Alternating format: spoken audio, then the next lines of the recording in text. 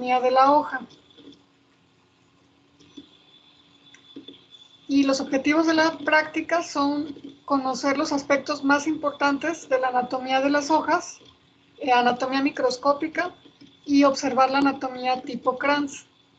Les pongo aquí una imagen con varios tipos de hojas con diferentes morfologías y cada una tiene su nombre. No las vamos a ver. Ahora sí que las prácticas que estamos viendo de anatomía están orientadas a que les ayuden a comprender mejor los temas que van a revisar en teoría. Y si en algún momento uno de ustedes o una de ustedes hace su tesina trabajando con plantas o ya en su desarrollo profesional le toca trabajar con alguna planta, pues habrá que familiarizarse un poco más con los aspectos morfológicos y las denominaciones, la nomenclatura que se utiliza para describir los tipos de hoja. Bueno, las hojas son el principal órgano fotosintético de las plantas. Veíamos que los tallos jóvenes que no están lignificados, que no se engrosan y que no pierden la epidermis, los que se mantienen verdes, esos pueden hacer fotosíntesis. Sin embargo, el área superficial que tienen es muy pequeña. En cambio, las hojas pues tienen una superficie mucho más amplia, son órganos delgados pero normalmente expandidos y eso hace que la superficie que está expuesta a la luz del sol sea mucho mayor y esta es la razón de que la fotosíntesis se lleve a cabo principalmente en las hojas y de manera, digamos que marginal o secundaria en los tallos. Hay algunas excepciones. Por ejemplo, en las cactáceas, para evitar la pérdida excesiva de agua, la estrategia evolutiva fue que las hojas se redujeran de tamaño. Entonces, las espinas de las cactáceas son hojas modificadas que ya no son fotosintéticas y en ese caso en particular, la fotosíntesis sí recae en el tallo, pero bueno, es una excepción.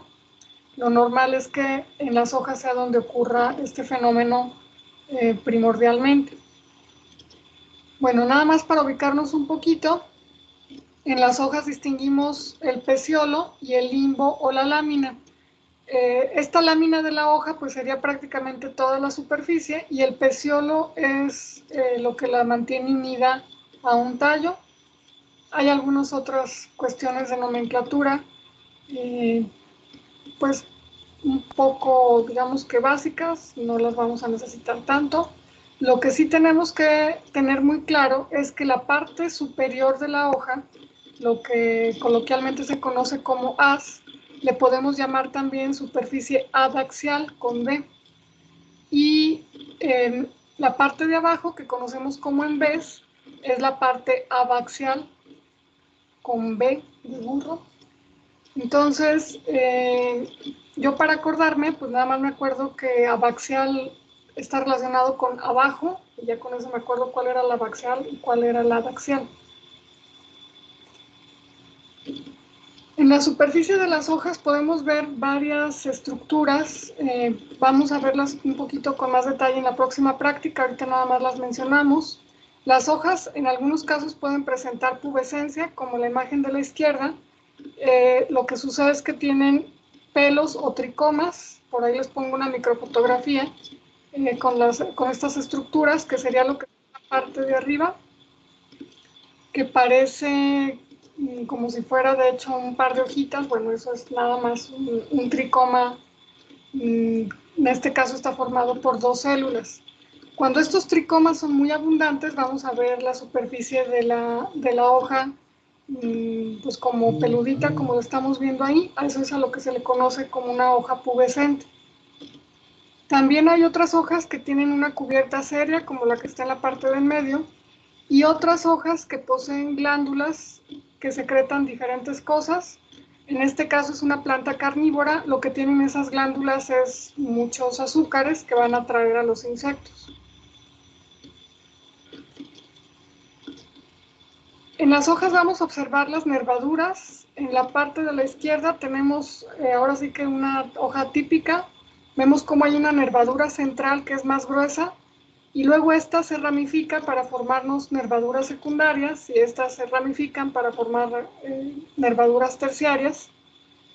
Y dentro de esas nervaduras lo que van corriendo son los tejidos conductores, xilema y floema. Entonces, en cada nervadura, cuando cortamos la hoja y la vemos al microscopio, en cada nervadura primaria, secundaria, terciaria, vamos a ver vasos de xilema y de floema. En algunas plantas, por ejemplo, en las gramíneas, en los pastos, las nervaduras no se ramifican, sino que las vamos a ver, como vemos en esa fotografía, muchas nervaduras paralelas, y cada una de esas nervaduras, pues son tejidos conductores que están por ahí.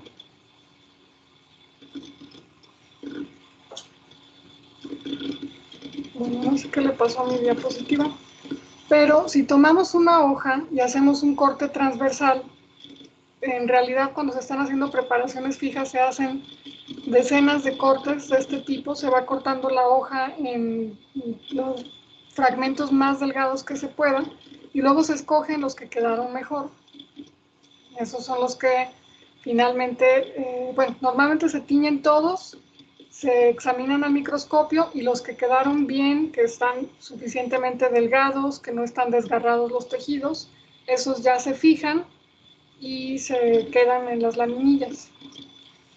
Y entonces, si hacemos ese corte transversal y vemos después al microscopio, esta sería la vista que obtendríamos. Bueno, ya si vemos la estructura microscópica, las hojas van a presentar una epidermis en ambas caras, en la abaxial y en la adaxial. Eso está señalado, bueno, la imagen de arriba y la de abajo son el mismo corte, nada más que la de abajo está más amplificada. Entonces, les decía que la epidermis la tenemos ahí marcada en ambos extremos, en ambos lados de la hoja. En este caso es una epidermis monoestratificada, es una sola capa de células. Y si se fijan, son células esféricas o casi esféricas, que están muy bien ordenadas, muy formadas, no hay espacios entre ellas. En la parte de abajo vemos unas que se ven grises y otras que se ven negras. Esto es porque al momento de hacer el corte y preparar el tejido, esas células se fueron dañadas, perdieron el citoplasma, pero por el proceso de corte, no porque hayan estado así, en malas condiciones en la propia hoja. Entonces, pues este es les decía, puede ser una sola capa, como en este caso monoestratificada. Algunas hojas tienen epidermis multiestratificadas, son varias capas, pero las vamos a distinguir por eso, porque son casi esféricas, están muy bien ordenadas y son del mismo tamaño y no hay espacios entre ellas, están muy compacto el tejido. En la parte de abajo, sobre la epidermis adaxial, vemos que hay una rayita blanca, espero que la alcancen a distinguir. Arriba de la epidermis podemos encontrar lo que se conoce como una cutícula, y bueno, esta no es una capa de células, sino productos excretados por las propias células, que en la próxima práctica hablamos un poquito más de ellos. Después lo que encontramos al interior, y vamos a ir ahora sí que de arriba hacia abajo, es decir, vamos a partir de la cara adaxial y vamos a ir bajando hasta la abaxial. Primero vamos a encontrar el parénquima en empalizada. Se alcanza a distinguir en la fotografía de arriba, se ve mucho mejor en la de abajo. Este parénquima en empalizada es un parénquima que es fotosintético. Las células tienen una gran cantidad de cloroplastos. En esta imagen no se ven muy bien. En las microfotografías que ustedes van a examinar, en algunos casos sí se aprecian esos cloroplastos. Y este parénquima en empalizada, como pueden ver, las células están alargadas, son más bien cilíndricas y están más o menos ordenadas, sí están así todas formadas, pero no están tan bien organizadas como la epidermis. Sí, de repente sí hay algunos espacios por ahí entre esas células. La razón de que estén así formadas como soldaditos es para que tengan este arreglo, de modo que a todas les llegue una gran cantidad de luz. La razón de esta disposición, pues, es para hacer más eficiente la captación de luz. Y abajo de ese parénquima en empalizada vamos a encontrar el parénquima esponjoso. Otra vez lo vemos mejor en la microfotografía de abajo. Ahí está señalado, está como SP, por ahí una parte dentro de la fotografía, yo se lo señalé con la flecha amarilla.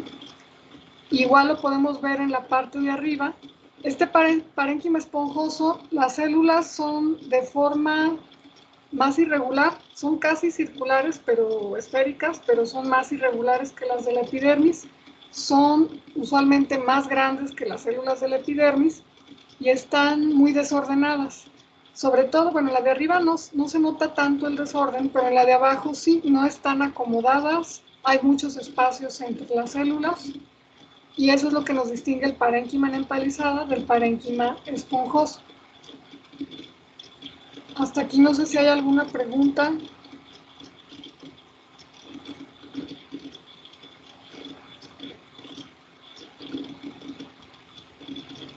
No, maestra, todo bien. Muy bien. Bueno, en la microfotografía de abajo no vemos los tejidos conductores porque es una foto de una sección que nada más estamos viendo epidermis y parénquima de ambos tipos. Solo vamos a ver los tejidos conductores en la de arriba. Entonces, la cresta que vemos en la fotografía de arriba, ese como montículo que está en la parte de en medio, correspondería a una nervadura.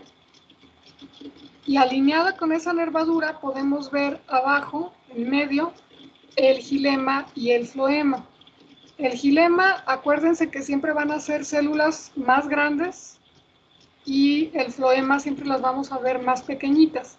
Además de eso, en las hojas es también fácil distinguirlos porque el xilema va a estar orientado hacia la cara adaxial, es decir, va a estar hacia arriba y el floema va a estar hacia abajo.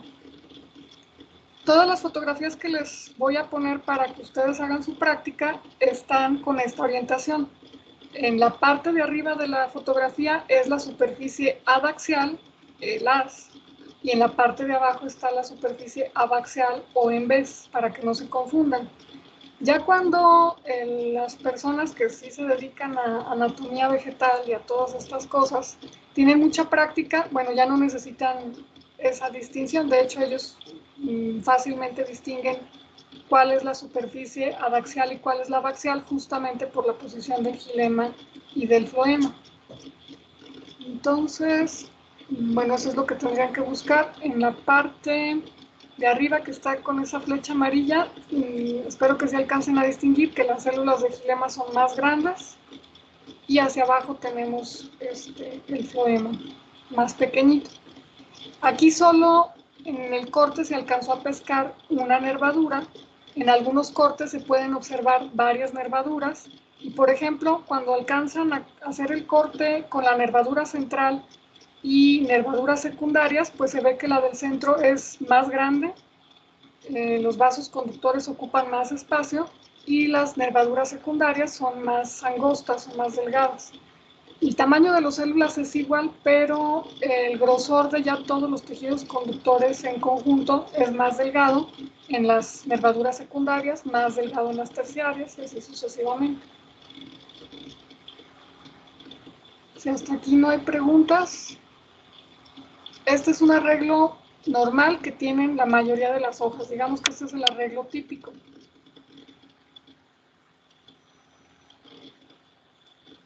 Hay un arreglo especial que presentan algunas plantas que conocemos como plantas C4. No me voy a meter mucho en esto porque más adelante en teoría y aquí mismo en el laboratorio vamos a abordar el tema de la fotosíntesis y vamos a explicar con más detalle la cuestión fisiológica. Ahorita nada más hablamos de esta anatomía.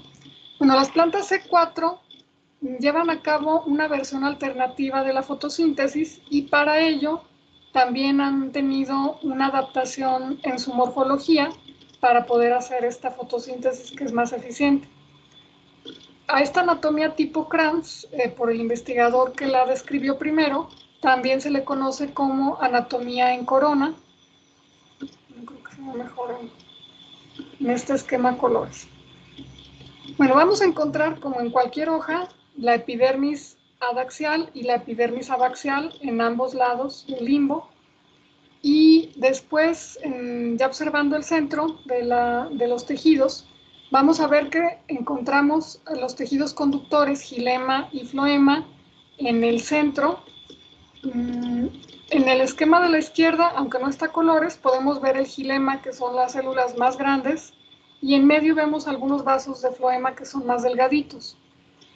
Alrededor de este haz vascular vamos a encontrar un grupo de células que suelen ser de tamaño más o menos grande comparado con el resto de las células. Tienen una gran abundancia de cloroplastos. En el esquema de la izquierda, esas figuras gris oscuro que están dentro de las células son los cloroplastos y tienen un arreglo muy ordenado alrededor de los tejidos conductores. Esto es el famoso arreglo o anatomía en corona, porque están de manera circular dispuestas alrededor de los vasos conductores. A estas células se les conoce como células de Las, células de la vaina, vaina de Las, todas esas denominaciones tienen. Son las que están en el esquema de la derecha en color azul. Alrededor de estas células de Las o de la vaina, vamos a ver que hay mesófilo, en otras palabras es parénquima desordenado, sería el equivalente al parénquima esponjoso más o menos, y va a tener un arreglo, o más bien no va a tener un arreglo, van a estar las células todas desordenadas. Y una distinción importante entre las plantas que presentan anatomía tipo Kranz y las que no, es que las de tipo Kranz no vamos a observar generalmente el parénquima en empalizado. Entonces, ¿cómo distinguimos? Bueno, en este voy a regresar al anterior.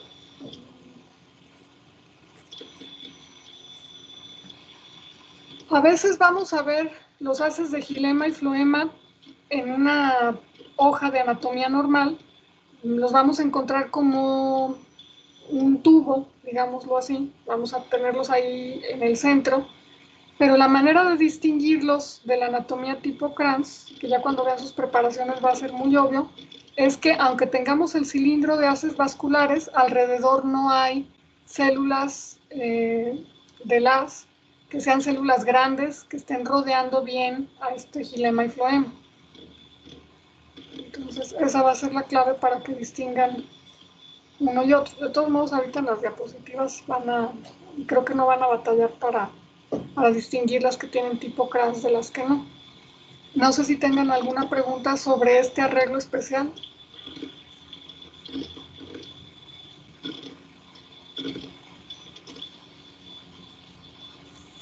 Bueno, maestra, es que no entendí muy bien la función de la vaina. ¿O para qué está? No se las expliqué. Se las doy muy por encimita, ya después cuando vean el tema de fotosíntesis lo van a retomar en teoría. Lo que pasa es que lo que hacen las plantas, bueno, por un lado la fotosíntesis, tenemos la fase luminosa que están captando la energía luminosa y la están utilizando para sintetizar ATP, NADPH, FADH, que son todo eso, pues son moléculas de alta energía. Y por otra parte está ocurriendo la fase oscura de la fotosíntesis, que el primer paso es que las células fijen el dióxido de carbono, es decir, el carbono que está en esta molécula lo peguen a una molécula orgánica y entonces así es como entra a lo que conocemos como el ciclo de Calvin o el ciclo C3 de la fotosíntesis para finalmente obtener por ahí carbohidratos, concretamente glucosa. Entonces, lo que hacen estas plantas que tienen anatomía tipo Kranz es que en las células del mesófilo, en esas células de parénquima, hacen la fijación del carbono y se lo pegan a un compuesto de 3 carbonos para generar un compuesto, ahora que le pegaron ese del CO2, un compuesto de 4 carbonos. Entonces ahí están haciendo rápido la fijación de carbono y pasan ese compuesto de las células de mesófilo a las células de la vaina o las células de las que decíamos que tienen muchos cloroplastos. Entonces en estas células de la vaina está ocurriendo la fase luminosa a una tasa muy alta. Están fijando mucha energía luminosa en forma de estos compuestos ATP y los otros que les mencioné. Y como tienen separado la fase luminosa en unas células y la fijación de carbono en otras, la fotosíntesis se hace mucho más eficiente. Ejemplos de plantas C4 serían pues, muchos pastos, por ejemplo, la caña de azúcar, la piña, que son especies que son de muy rápido crecimiento, acumulan biomasa muy rápido, y eso es gracias a esta modificación anatómica, que es la anatomía tipo Kranz, que va aparejada a lo que muy por encimita les expliqué, que es una adaptación metabólica. De la fotosíntesis la hacen pues normal, pero la dividen espacialmente para que sea más eficiente. Creo que quedó más o menos claro, pero les repito que esto lo van a ver con detalle. Primero van a ver la fotosíntesis, ahora sí que al derecho y al revés, la normalita, el patrón C3, y luego van a ver patrones alternativos como este C4.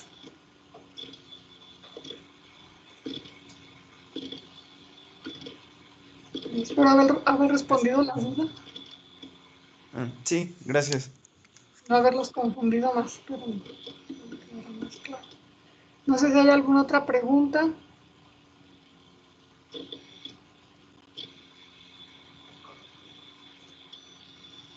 Entonces, en esta ocasión, lo que van a hacer es observar las imágenes que les tengo aquí en la presentación, que son cortes de hoja, y van a identificar la epidermis abaxial y la epidermis adaxial, y para cada caso me tienen que decir si esa epidermis es monoestratificada o multiestratificada. Hay que identificar el mesófilo, que va a estar dividido en algunas, en parénquima esponjoso y parénquima en empalizada, y en otras nada más vamos a verlo todo parejo el mesófilo, no vamos a ver esta distinción entre parénquima esponjoso y en empalizada. Y hay que identificar los haces vasculares, floema y xilema. De cada una de esas diapositivas, de esas imágenes, también hay que identificar cuáles tienen morfología típica normal y cuáles tienen anatomía tipo Kranz. De las que tengan anatomía tipo Kranz, van a identificar otra vez la epidermis abaxial, la epidermis adaxial, los haces vasculares de floema y xilema, las células de las o células de la vaina, el término es equivalente, y las células de mesófilo. Igual que para la práctica anterior, no necesito que me hagan dibujos ni nada. Copien las fotografías que les tengo aquí en la presentación. Pueden bajar la presentación tal cual de aula virtual y nada más en las fotografías identifican todas estas estructuras. Entonces, bueno, como la vez anterior, les estoy indicando, bueno, todos van a ser aquí en este caso cortes transversales de hoja y viene cuál es la especie. Esta es una Pectis prostrata, Citrus spp, entonces es del género Citrus, no sabemos qué es, si es una naranja, limón o algo así, pero bueno, es una hoja de cítrico. De Ficus, de Sea Mais, que es el maíz, de Nerium, que es una planta acuática, de Buteloa, que es un pasto, de Ligustrum. Y bueno, esas serían las imágenes que hay que analizar y de las que hay que identificar las estructuras. Entonces, lo primero es que identifiquen si tiene anatomía tipo Kranz o no, y luego ya identificar el resto de las estructuras.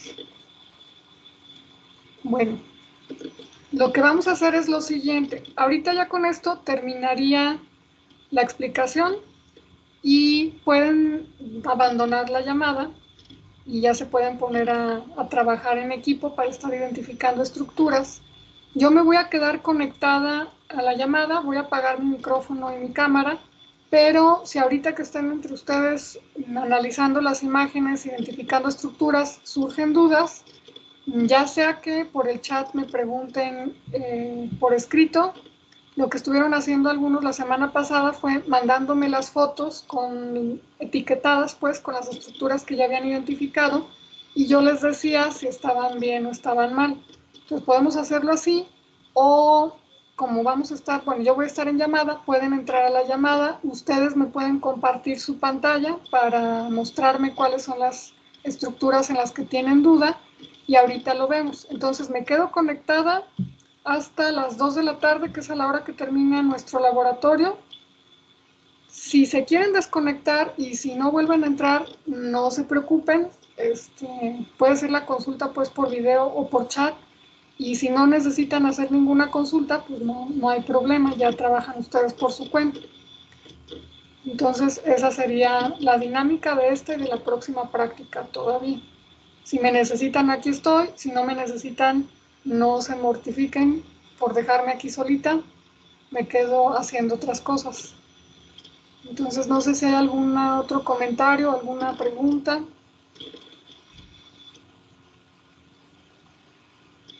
La maestra, para hacer las discusiones, ¿cómo podemos, sí, discutir? Bueno, pueden discutir en base a las características principales que les permitan distinguir un tejido de otro. Por ejemplo, cómo distinguen xilema de floema. Y también en diferencias, bueno, podría ser en este caso en plantas C4 que tienen anatomía tipo Kranz, en plantas que tienen anatomía de hoja normal, y esas diferencias para qué les sirven a unas, para qué les sirven a otras.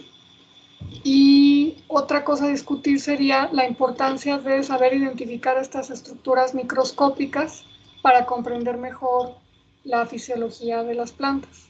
Más o menos por ahí podrían ir las discusiones. Muchas gracias, maestra.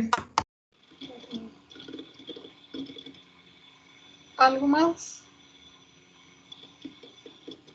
Otra cosa que se me había pasado decirles, no sé si se los dije a ustedes o otro grupo, luego me hago bolas. Si quieren, les puedo abrir un canal dentro del equipo de Teams para su equipo de laboratorio, por si quieren tener videollamadas nada más entre los 3 del equipo, o si por ahí se quieren compartir archivos. Si alguien quiere un canal pues individual para su equipo, me avisan, me recuerdan los nombres de los integrantes y se los voy abriendo. Si se pueden organizar para comunicarse por otras vías, pues ya, y no creen que necesiten el canal, no es obligatorio, es solo una opción.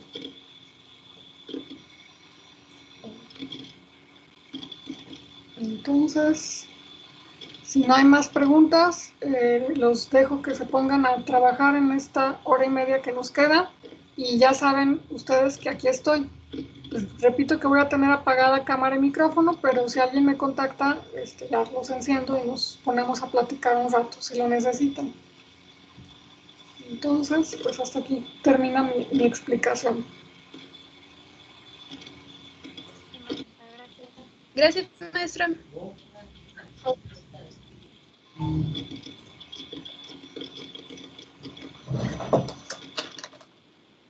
Maestra. Pero es que bueno, me quedé con una pregunta porque no escuché muy bien. Lo de la parénquima empalizada, ¿esa cómo era o por qué era hacia la cara daxial? Ese está en la cara daxial, Ajá. que está muy bien ordenado, de manera que todas las células quedan igual de expuestas a la luz. Ah, ok. Este arreglo es para optimizar la captación de la energía luminosa. Ah, ok. Y el esponjoso es el que está en el abaxial, ¿verdad? Sí, bueno, queda hacia abajo y está muy desordenado. Sí capta luz, pero ya, y tiene muchos espacios por ahí entre las células, no es tan eficiente como el parénquima en empalizado. Ah, ok. Muy bien. Gracias.